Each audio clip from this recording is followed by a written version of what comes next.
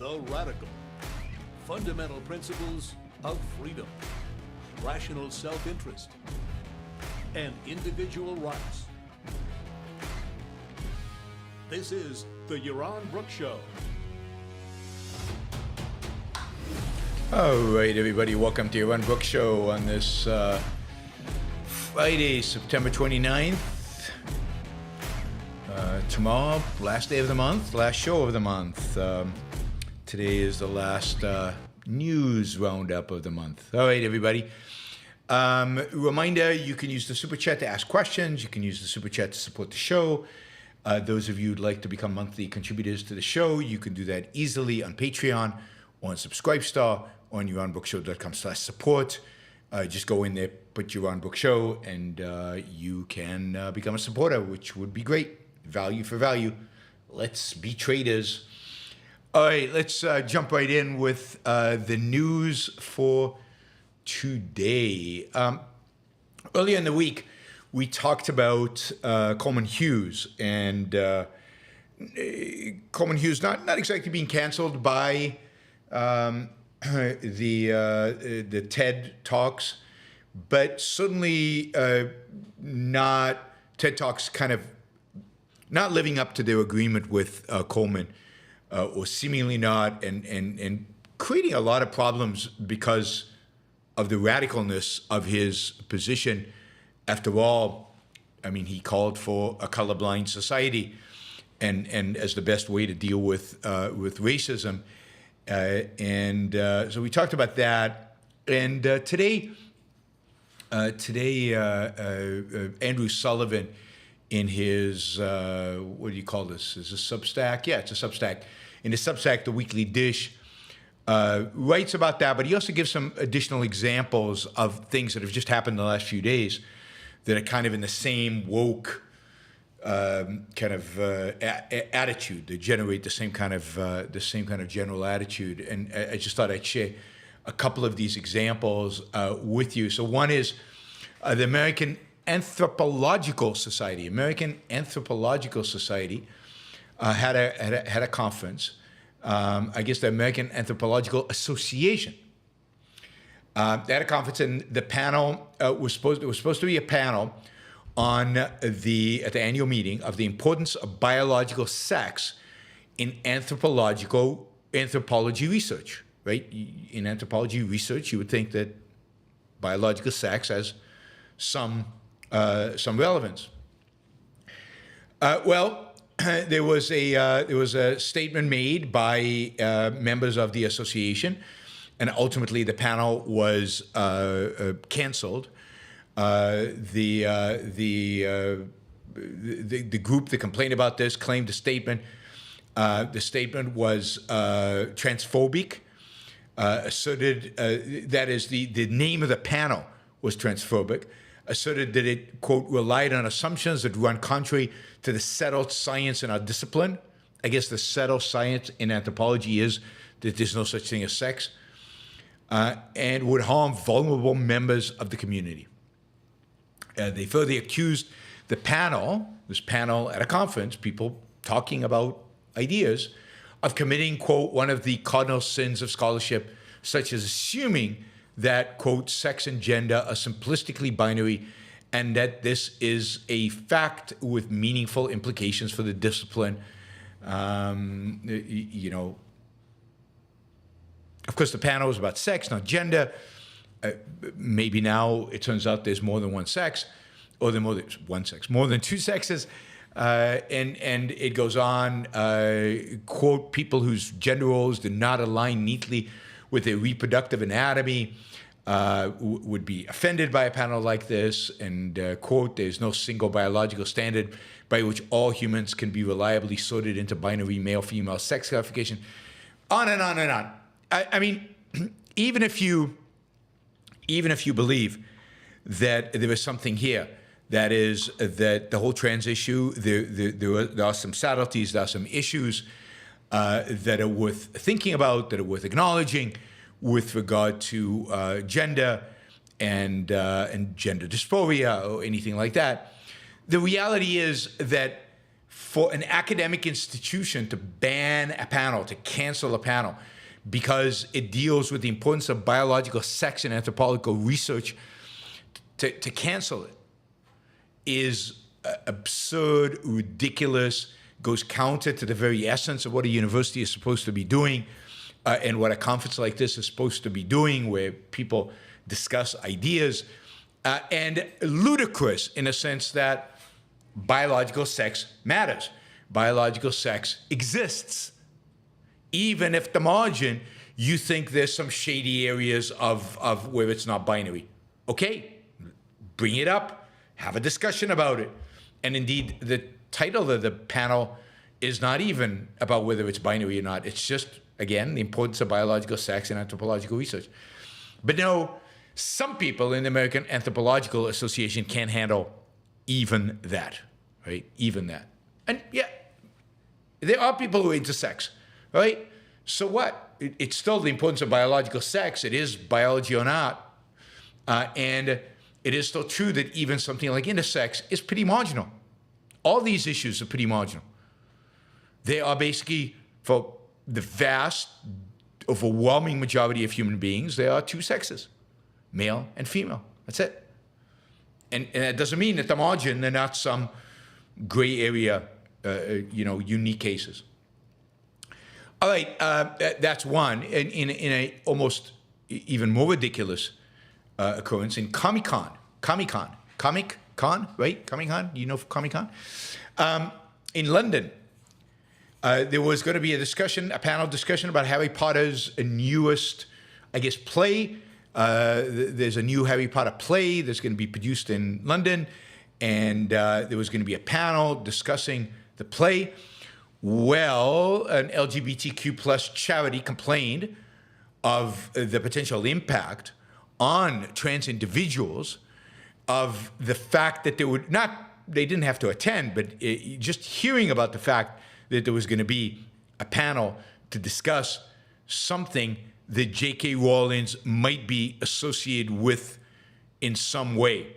And just the fact that J.K. Rowling is a creator of Harry Potter was enough to get the panel at Comic-Con, not an academic institution, canceled.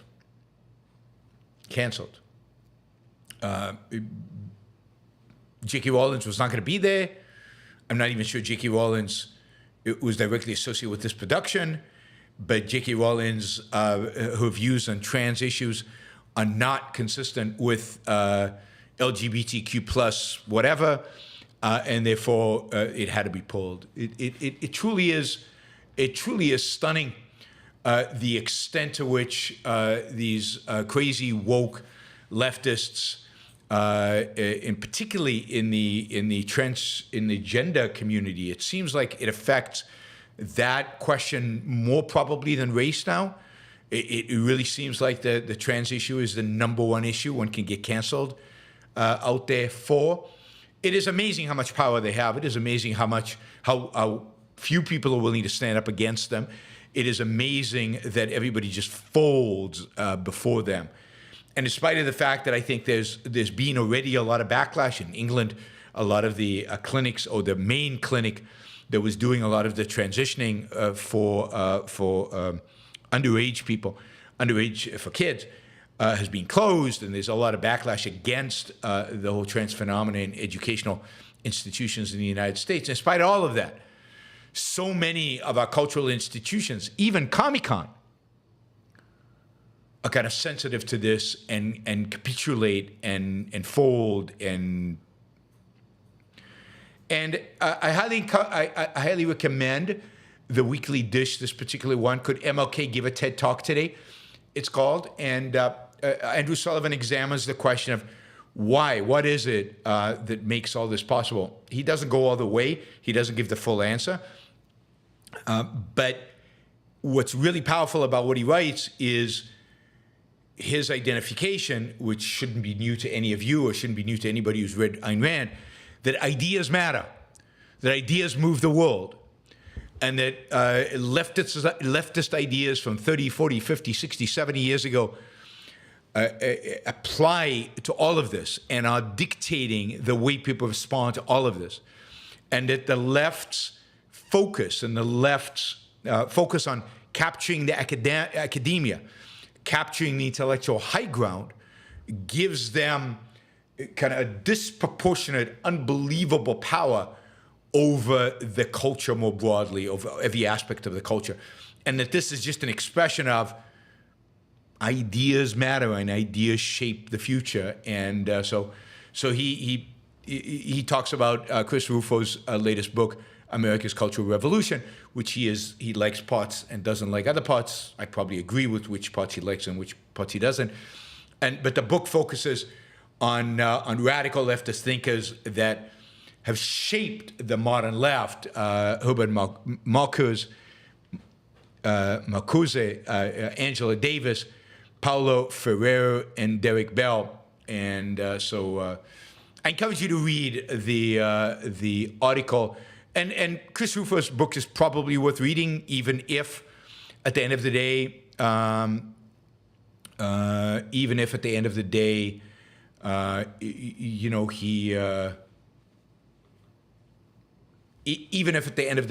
you don't agree with everything he writes, it's probably worth reading.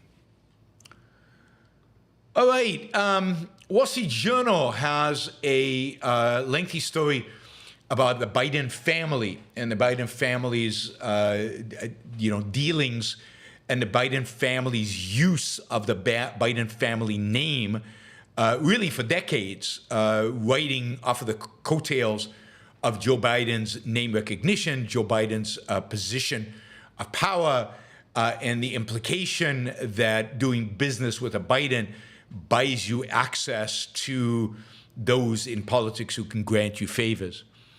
The article makes the case that this has been going on for decades, that this goes back to Joe Biden's brothers, James and Frank Biden, that this is not new with Hunter Biden. Hunter Biden maybe made, like everything Hunter Biden does, made it more grotesque and more flashy, but that this has been going on for a long time within the Biden family, that his brothers and Hunter have made a lot of money over flashing their name and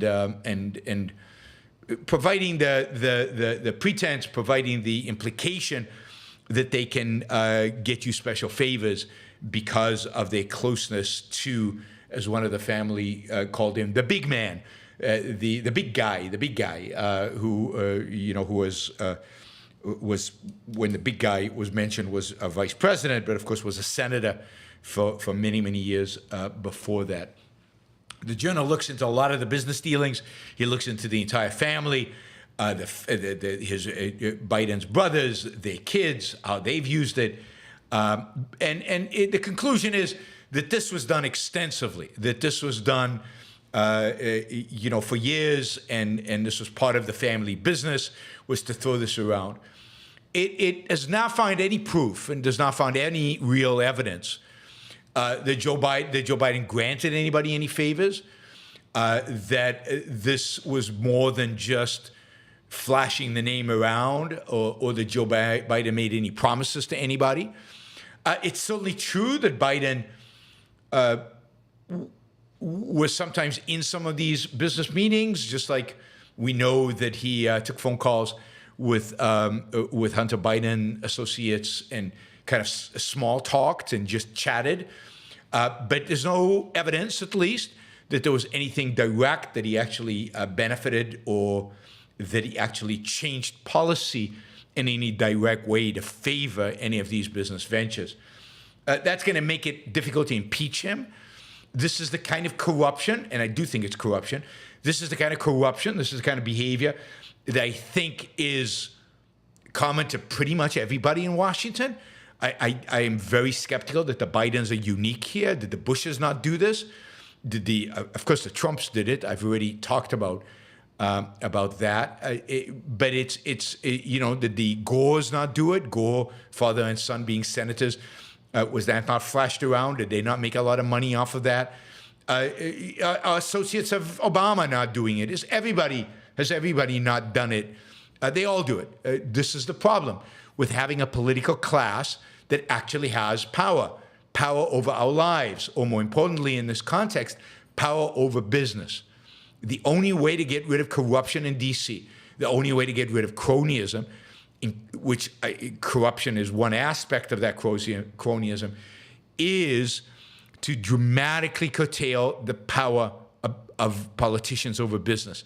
It is to dramatically reduce the power of politics over business. As I've said many times before, if I were ever president, the first thing I would do, not the last, but the first thing I would do was initiate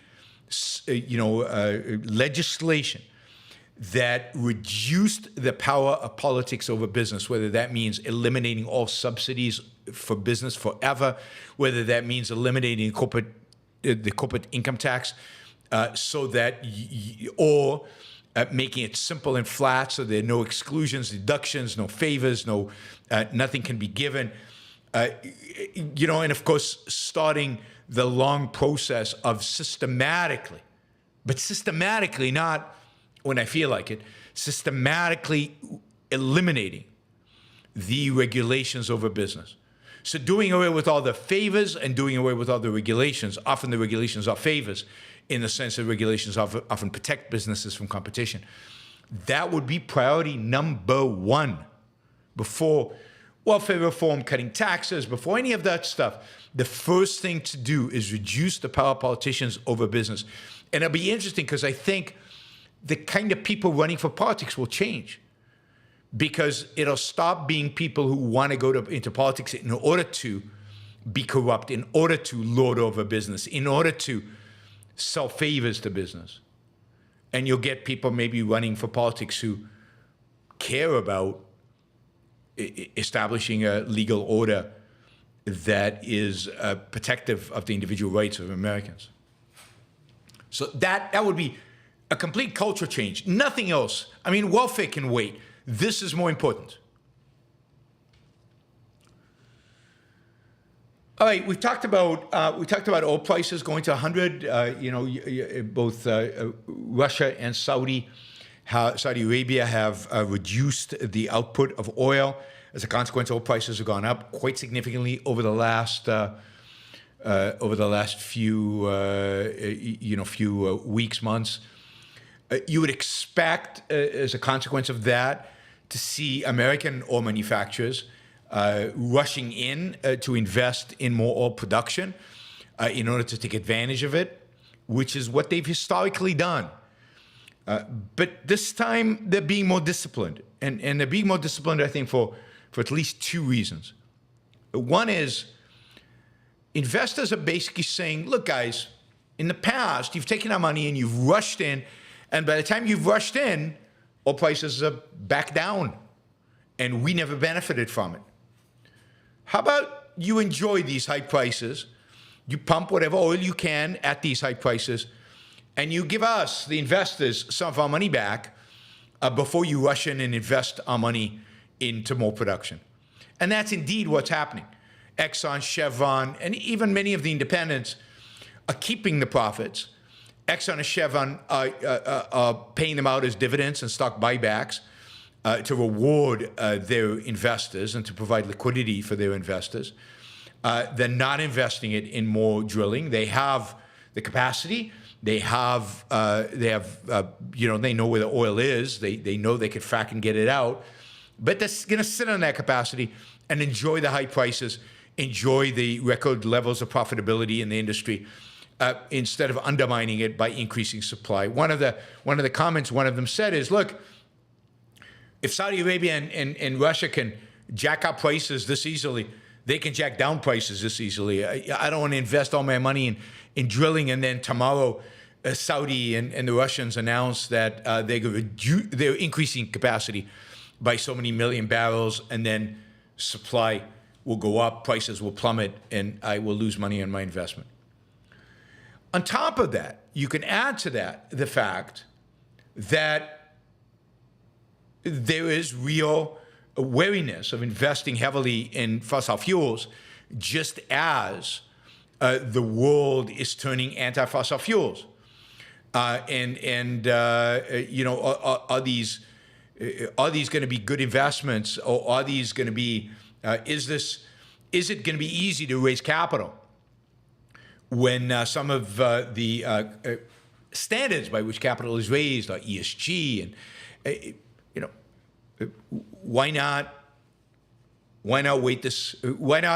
wait until they're desperate for fossil fuels rather than do it now when it's so difficult to get capital? And then finally, so there are three reasons. One of the reasons for this is it's just expensive right now. Costs have gone up throughout the industry, inflation, but also interest rates are very high. So any kind of capital that is raised is going to be expensive.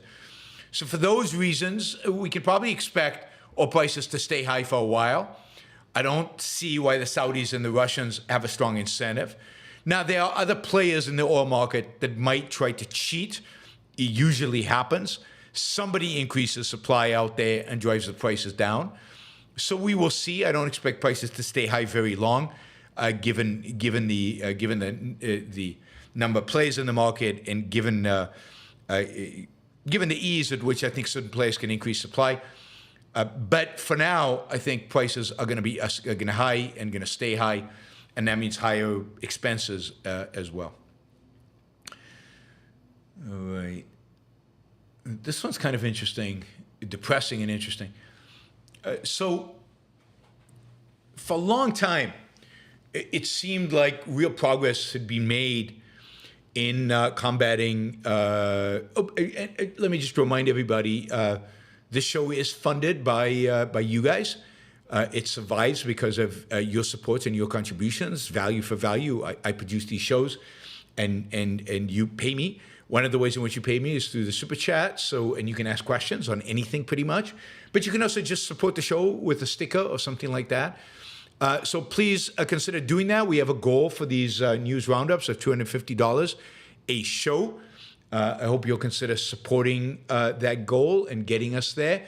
We do have to meet the goal today and tomorrow in order to get us to our monthly goal for the show.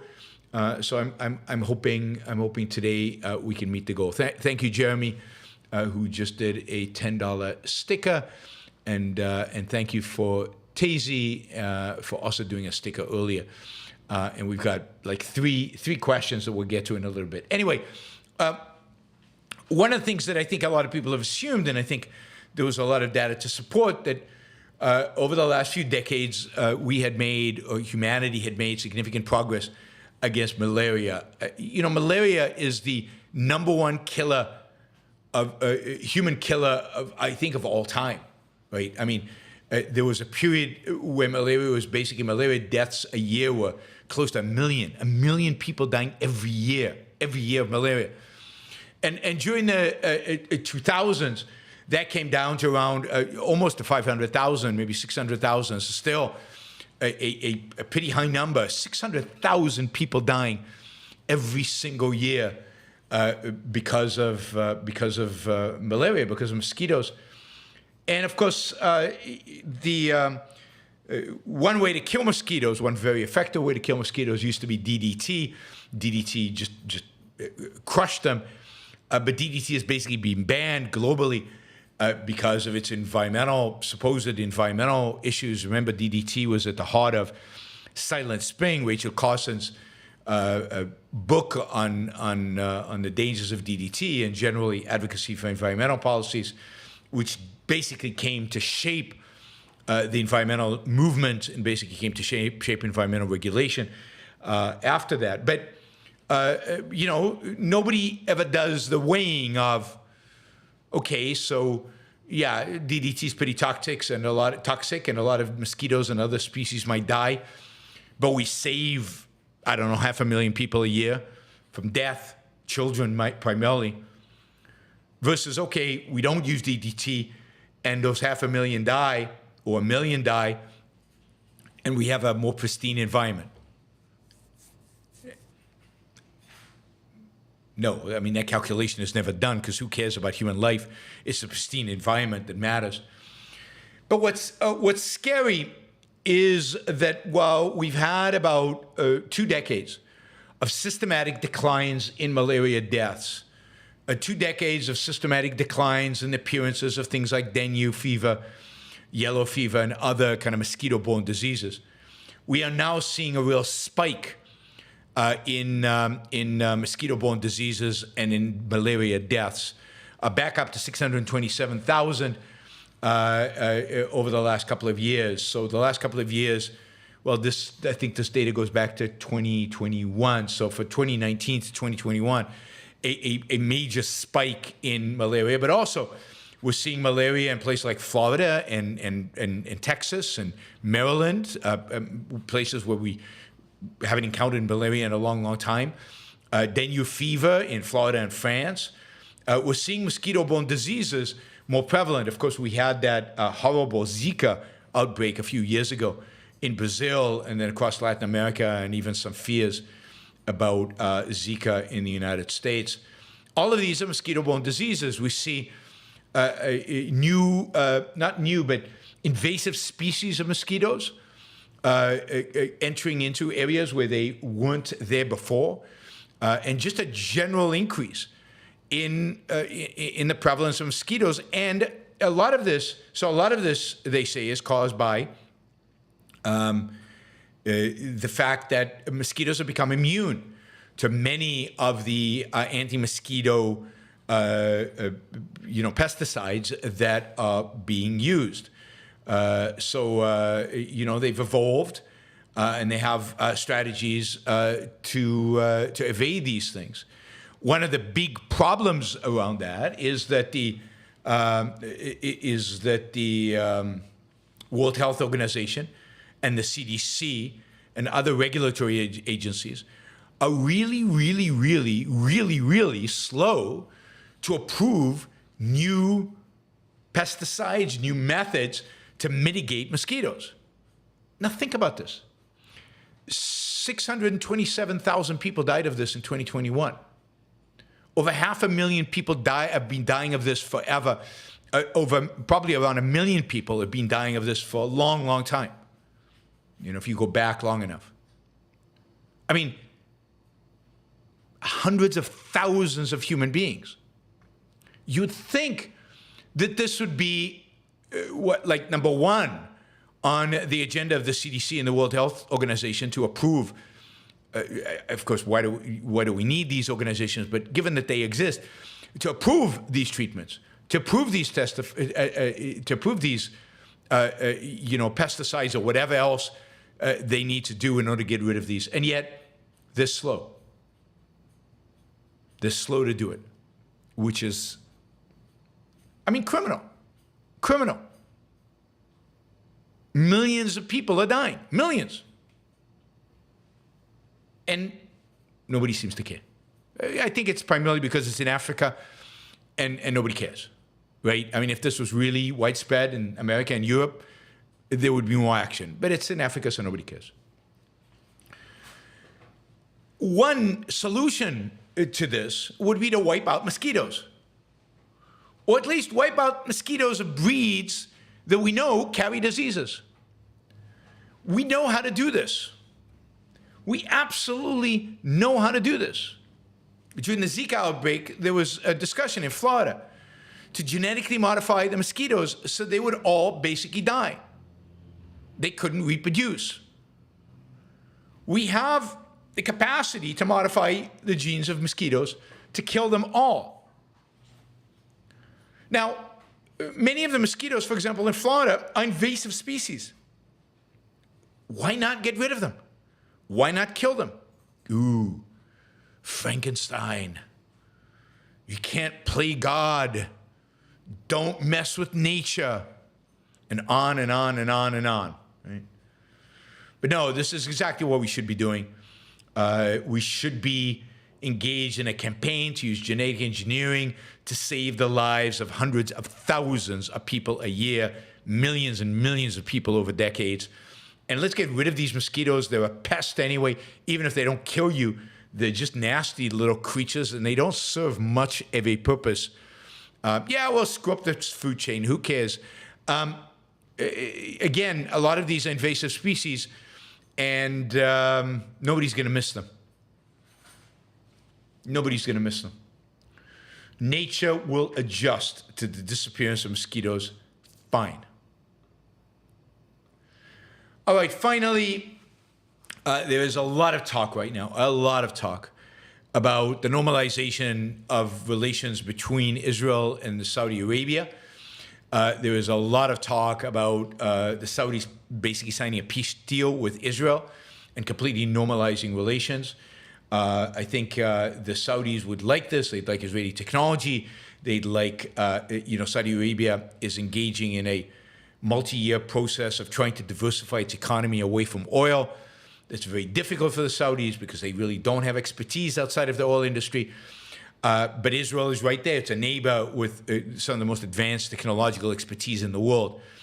And Saudi Arabia would like to access that. And other Gulf states have already signed peace deals with Israel. And the next obvious one is Saudi Arabia. But Saudi Arabia has a price. And they realize that the Biden administration would like to have a peace deal between Saudi Arabia and Israel as a trophy, particularly given that there is an election next year.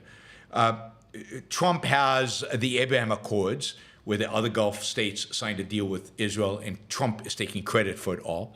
Well, Biden would like to be able to take credit for a peace deal between Israel and Saudi Arabia and be able to say, look, it wasn't Trump. Even I can do it. I don't think that's how he'd phrase it, but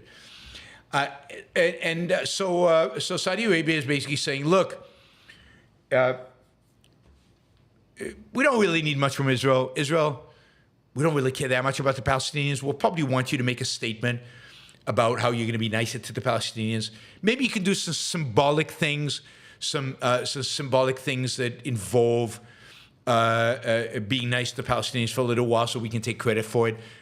But we're not expecting too much. But America, if you guys want us to sign a peace deal with Israel, a peace deal that Saudi Arabia will benefit enormously from, but if you guys want us to sign a peace deal with Israel, you have to promise to protect us. You have to sign a defense treaty with us. And basically, that is what Saudi Arabia is demanding right now. It's demanding it from the U.S., not from Israel. It's basically saying, if you, the U.S., want us to sign a peace deal with Israel, you have to provide us with a defense guarantee, right? It could be an ironclad NATO-style defense guarantee, but we're willing to, this is what I think Saudi Arabia initially wanted, we're willing to compromise a little bit. We're willing to get something a little less ironclad, maybe a treaty like what the U.S. has with some Asian countries, that would win U.S. congressional approval. But, it might not win U.S. congressional approval because Congress might not want to sign on to a deal like that with a country like Saudi Arabia. So instead, maybe we could do something like a U.S. agreement with Bahrain, where the U.S. basically is protecting it. The Fifth Fleet is based there. And that doesn't need congressional approval. Oh, my God.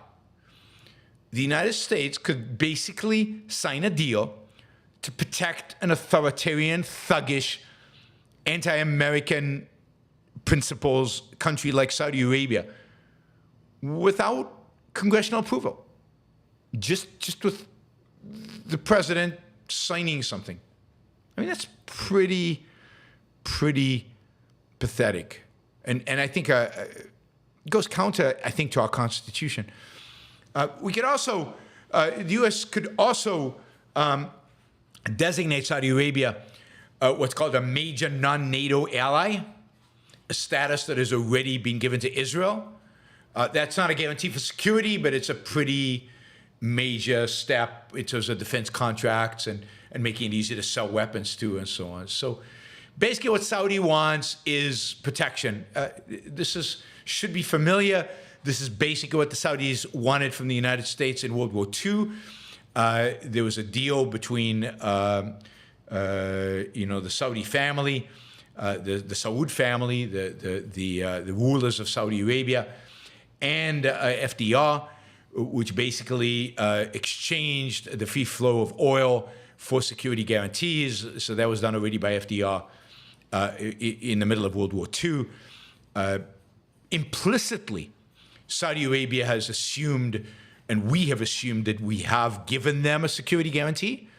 Indeed, you could argue the 1991 Gulf War was the United States living up to that security guarantee. That one, when you remember when Iraq invaded Kuwait, and we kicked Iraq's butt, kicked them out of Kuwait. That was basically at the request of the Saudis, and that was part of this security guarantee. So Saudis wanted explicit. They wanted it in writing. And the U.S. will probably give it to them for peace between Israel and Saudi Arabia. Politics, politics, politics. All right, for Biden to have some kind of crowning achievement.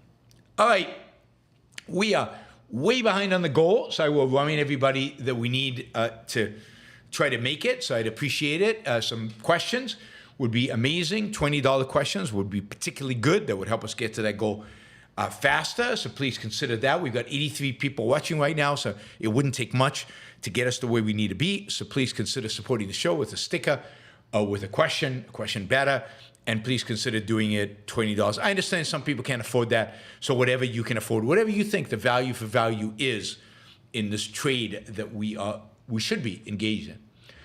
All right, David, thank you for the $20 question. An easy one, too.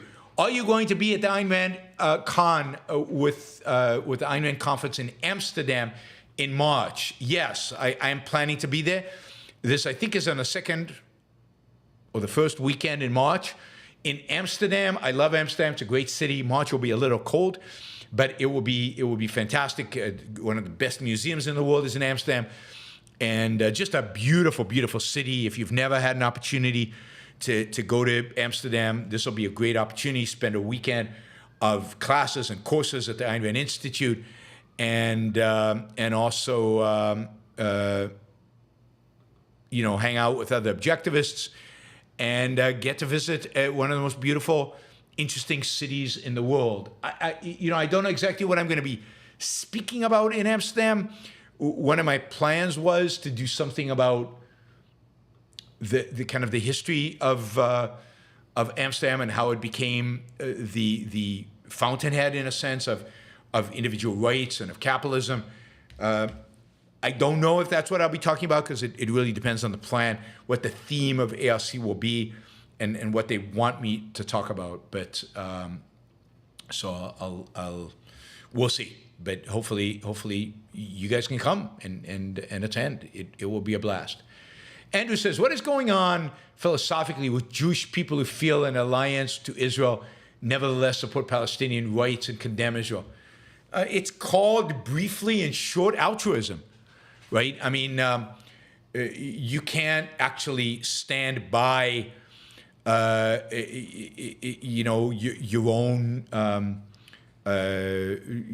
you have to, but you can't stand by a strong Israel, a competent Israel, a successful Israel.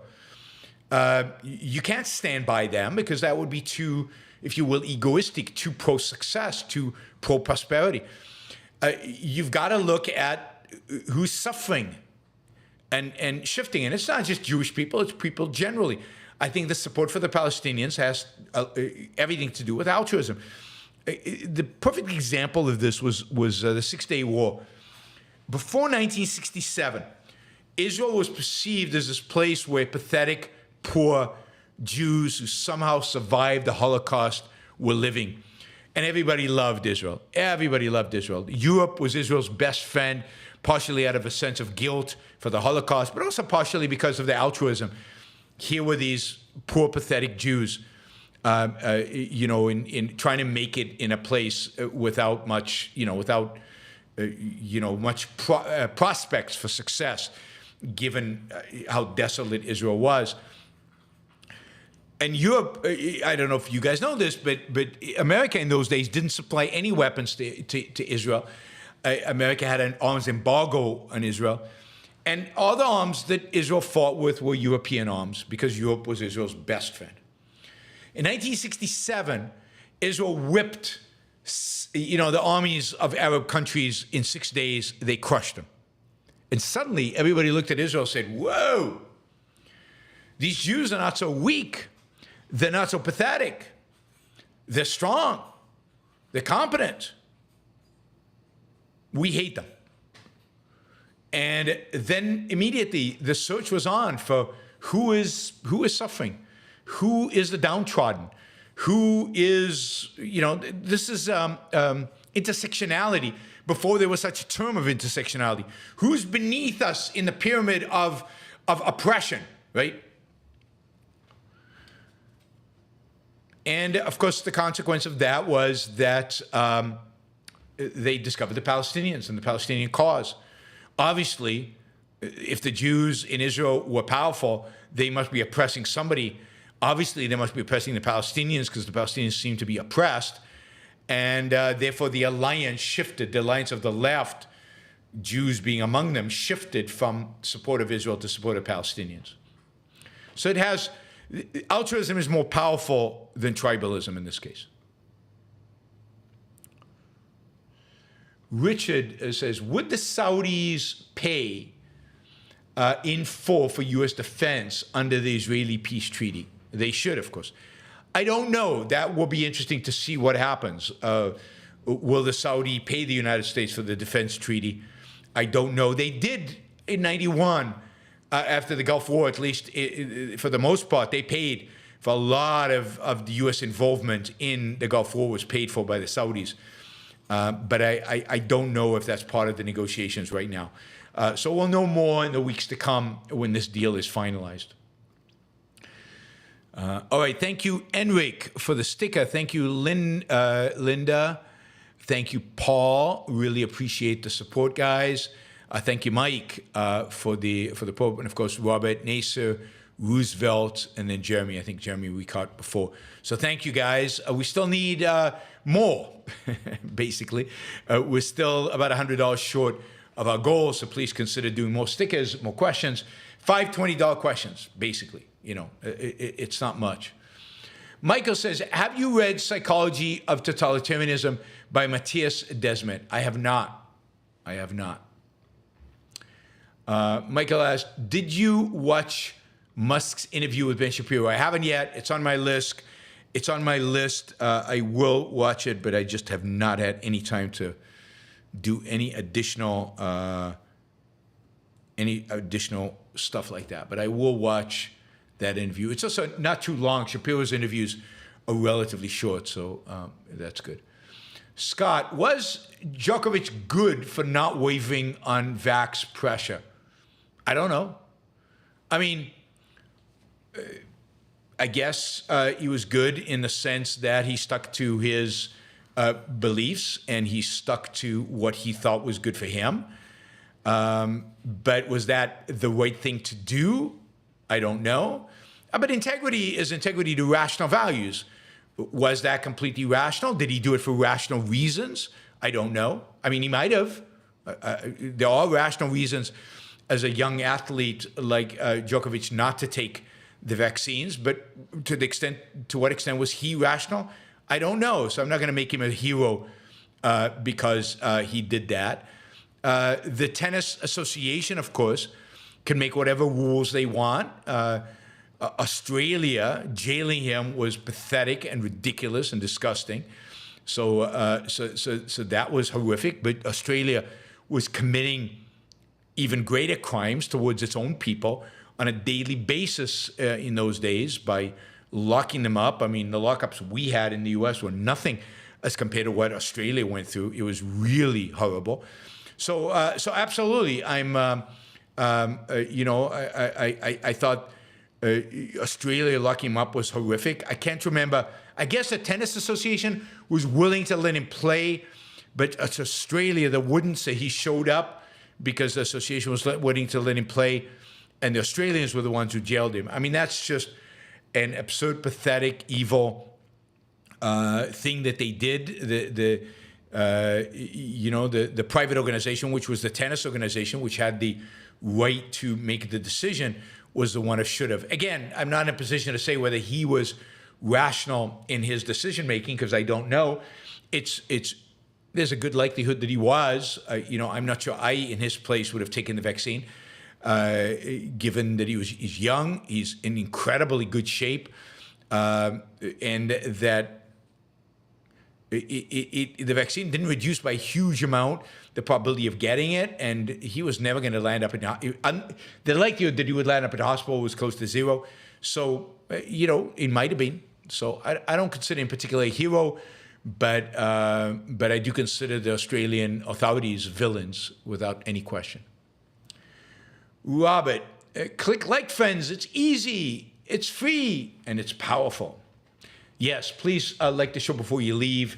We've got 93 people watching the show right now. So basically, everybody like doing a sticker with $2 or $1 would get us to where we need to be. So if you're here and you value the show and you get something out of it, please consider supporting the show by asking a question or doing a sticker and helping us get to our target. Would really, really appreciate that. Thank you, Robert. And yes, don't forget to like the show. Now, do it now before you leave, before you forget to do it. A lot of people, I think, forget to do it. String a bell. That's from The Wire, right? String a bell asks an odd question. What are your thoughts on Caravaggio's The Cardsharps? Now, I don't know the painting well, but you know what? Let's do this. Let's see. I don't know if I can do this. Let's do this quickly, because it's hard to talk about a painting without you actually seeing it. Let's make this smaller so that you can see the painting. I think it needs to be a little smaller than that. All right, I think you can see the painting. Most of it, most of it you can see.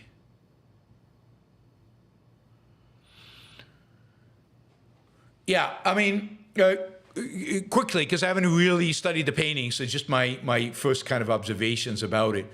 I mean, it's beautifully done. It is, you can see kind of the intensity of it. You can see that they're betting on this card, so it's not just a friendly card match. You can see the money over here. You can see the intensity which they all are participating in it. You can see the player on the right cheating, right? You can see his hand back there, drawing a card from a pocket that he has in the back. So there's clearly some cheating going on. The player on the left has an innocent look on his face. He looks like he's the sucker that's going to be played here. The guy in the back there, hard to tell what his role is here. My guess is he's helping the guy who's cheating. Maybe giving advice to the innocent guy, but maybe that advice, or maybe he's distracting him while the cheater is doing what he's doing. I think it's a beautiful painting. Look at the light. It's hard to really appreciate it because you can't see the whole thing. Look at the light in the back here. Look at how his feather is lit up. And one of the things the feather does is it attracts your eye. And then the eye goes down. You follow the feather. And I'm going to move it this way. You follow the feather, and the feather is pointing. It's actually pointing. So that in case you miss the hand, there is the hand with the card. So the artist is guiding your eye to the place where the action is happening, not in the front of the painting, but in the back where the cheating is going on. And that's beautiful technique. It's an understanding of how the eye works, how light attracts the eye. You can also see all the faces are lit up really nicely. The light is coming from the left. It's coming down, and it's shining their faces and the hands and the card. And then so in a sense, the hand that's pulling the card from the pocket is not the first thing you're going to see. You're going to follow the faces. You're going to see the face. And then you're attracted to that light and the feather, and then the feather is going to attract you to the hand. So it's a beautiful painting.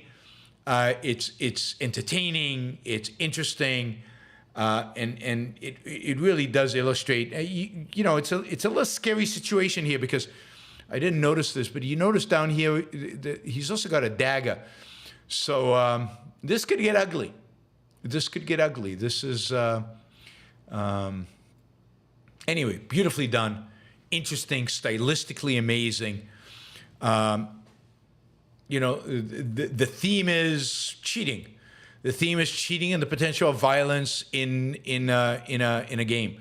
So in that sense, the theme, I'd have to really think about what the theme is, but the theme is probably a negative theme, but certainly beautifully and stylistically done, and also, a world of precision and of focus and of beauty, color, beauty, light. So overall, a masterpiece, even if the theme is a negative one. Thank you, Stringer Bell, for bringing this particular Caravaggio to my attention. I think I've seen it before, but I've never looked at it properly before. I don't think I've seen it in a museum. I don't know where it is. I'll have to check out where it actually is in a minute. Maybe I can find out right now. Oh, it's at the Kimball. It's at the Kimball. Kimball Museum of Art is where? I know this museum. Kimball Museum of Art is in Los Angeles? Is that right? Fort Worth, Texas. That's right. I've only been to the museum in Fort Worth, Texas once, and I cannot remember that Caravaggio. But now that I know that the Kimball has a Caravaggio, next time I have some time in the Dallas-Fort Worth area, I'm going to go. There's some good Western art, if I remember right, in the Kimball Museum. Okay, Sarah Bell also asks, have you read any Nassim Taleb books? What are your thoughts? I read The Black Swan, and I browsed some of his, I've skimmed some of his other books. I'm very mixed on The Black Swan and on Nassim Taleb generally. He's obviously a brilliant statistician. A lot of his observations about finance are true. A lot of his observations about how markets works are true. But he is also a epistemological skeptic. He doesn't believe, he believes induction is epistemologically worthless, which makes him a complete, and he is a skeptic. He believes you can't know anything with certain except one thing. There's only one thing you can actually know with certainty, and that's what Nassim Taleb tells you. So Nassim Taleb is the only person on planet Earth who knows anything with certainty. And if you follow him on Twitter, as I do, and other places, you know that he declares stuff constantly with complete and utter certainty. But philosophically, in The Black Swan, he comes across as a complete skeptic, where nobody can know anything for certain. Also, The Black Swan is the most arrogant book I've ever read. I've never read a book that comes across as, I know everything, you guys know nothing. Indeed, for you, knowledge is impossible, only for me. He is also, from everything I've seen on Twitter, a world-class jerk. So somebody who treats other people really, really badly. Although I have to say, I did meet Nassim Taleb and hung out with him a little bit in Belgrade, of all places, in Serbia, years ago. We were both speaking at the same conference, and we landed up hanging out and talking. And he was very pleasant with me and very nice. But then I guess I didn't bring up anything that we would disagree about. But I've seen him on Twitter. I've seen him act, and the people who organized the conference said he was very, very, very difficult to deal with. He's a very difficult person, but brilliant and completely and utterly philosophically wrong. Completely and utterly philosophically wrong. Diego says, when in Belgrade, this was, when in Belgrade do as the Serbs do? I don't know what that would even be. Apollo says, favorite Baywatch girl, me, Tracy Bingham. Never watched Baywatch, don't have a favorite Baywatch girl. David Batson, I have gotten interested in opera as fine art. Any thoughts on it? Oh yeah, I could do a whole show on opera. I should. One of my favorites. I love opera. Opera is one of the more complex of all the art forms, maybe second only to movies in terms of complexity. It has music, singing, stage, dialogue, the whole, direction, acting, all of it. I love opera. So certainly Verdi, Puccini, Rossini, but there's an endless number of 19th century opera. I happen to like Wagner for the most part. Sometimes stuff can get a little weary, but some of the most beautiful music ever written is Wagner operas. Wagner, but there are tons and tons of good operas. The classics are amazing. Frank says Mascagni and Leo Caravaggio, absolutely. Massenet, some beautiful Massenet pieces. Bizet and of course Gluck from an earlier period. The best, my favorite, of course, is Verdi. In particular, the middle period of Verdi. And Mozart has a lot of good operas. Beethoven has one opera which is very dramatic and very pro-freedom, pro-liberty.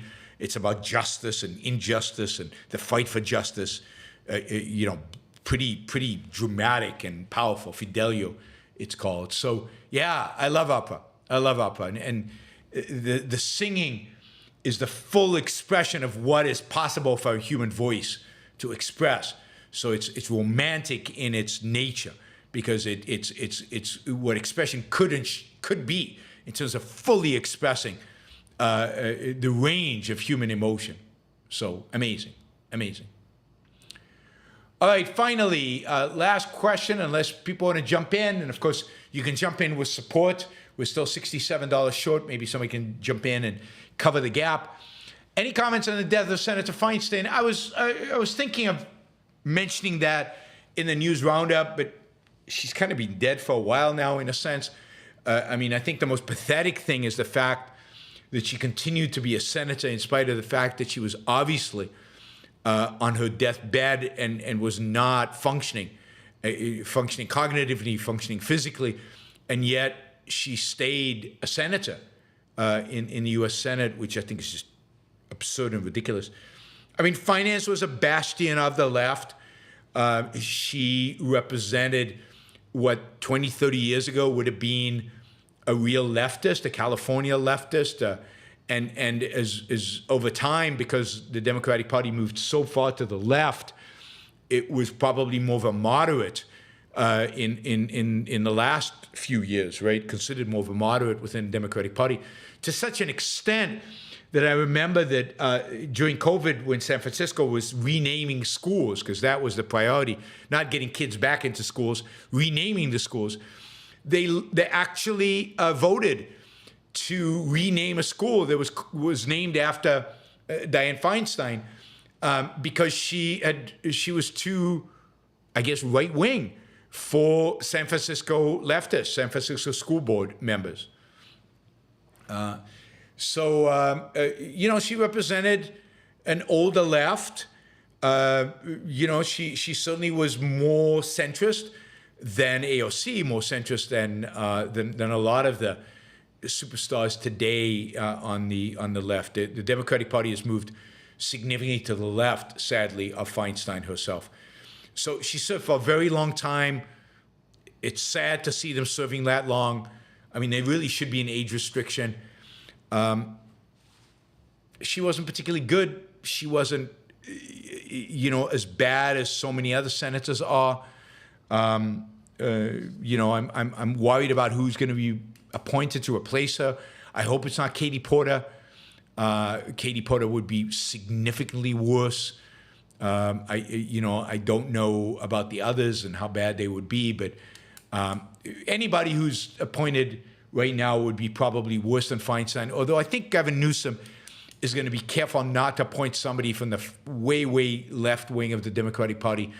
Newsom has presidential aspirations, obviously, and he's going to have to want to moderate this to beef up his moderate credentials. He vetoed, by the way, just last week. I also didn't mention this in the news roundup. I was going to, but he vetoed a number of progressive bills that did not become law in California. One of which would have required the driver for driverless trucks. He vetoed that bill. He vetoed a bill related to trans issues. He vetoed another bill. He vetoed 3 different bills that the progressive part of the Democratic Party really wanted to pass, and he vetoed them. Again, he's trying to build up his credentials as a moderate. Big Worm writes, I understand and agree with the idea that the U.S. should support Ukraine in its fight. How do you square that principle with the money going to Ukraine that is not directly supporting the war? You know, I've said this many times, I think. In a rational world with a rational U.S. government, the invasion would have never happened. Or if it had happened, the U.S. would have supplied Ukraine with so many weapons so fast that it would have been a much shorter war. But look, you know, am I happy about all the financial money going to Ukraine? No, I'm not supportive of it. But I'm not that upset about it either, given that the United States wastes money, far more money, on much dumber, stupider ideas than that. I mean, there are dozens, if not over 100 countries in the world that get financial aid from the United States who are far less deserving in that sense than Ukraine. So I wouldn't say that the first country I would cut aid from is Ukraine. There are lots of other countries I would cut aid from even before that. And then, of course, all the money that we spend in the United States that is shameful and wasted and immoral and horrible. I'd much rather cut welfare payments than cut support for Ukraine. I'd much rather cut subsidies to businesses than support for Ukraine right now. So in the big scheme of things, in the list of immoral things that the U.S. government spends money on, supporting Ukraine is not at the top of that list. It's wrong, shouldn't be done, but not high on the priority list, in my view. Favorite weight training exercise? God. I think when I did, my favorite is when right now I'm doing stuff that is particularly painful and hard, and I don't have a favorite because it all just is painful.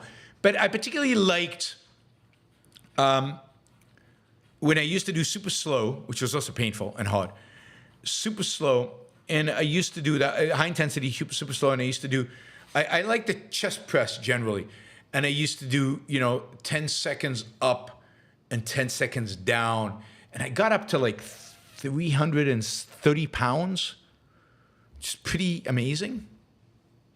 That was my favorite because I was good at it. But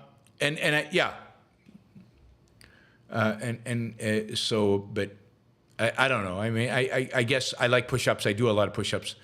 I do a lot of push-ups as well. All right, everybody. Thank you. I will see you all tomorrow. We have an AMA, Ask Me Anything, tomorrow. And if you support the show with over $25 a month on one of the monthly plans, you should have received an invitation to join by video our AMA and conversation and our panel. That'll happen tomorrow at 3 p.m. East Coast time. See you all tomorrow. Thanks for the support. Thanks to all the super chatters. Bye, everybody.